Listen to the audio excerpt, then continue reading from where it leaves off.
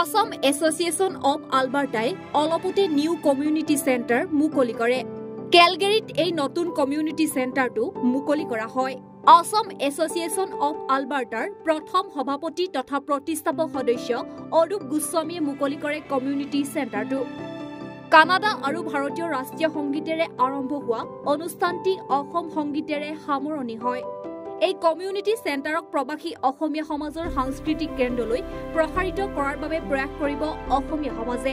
Assam association of আলবাৰ্টাৰ এই community চেণ্টাৰটো খোলা হৈছে মেকলিয়ট ট্ৰেইলত। প্ৰবাসী অসমীয়া সন্তানৰ অজস্ৰ প্ৰতিভাক আগবঢ়াই নিয়াৰ বাবে এই চেণ্টাৰটোৱে গুৰুত্বপূৰ্ণ ভূমিকা পালন কৰিব বুলি আশা কৰা হৈছে। চেণ্টাৰটোৰ উদ্বোধনী অনুষ্ঠানত বহু বিশিষ্ট লোক উপস্থিত আছিল।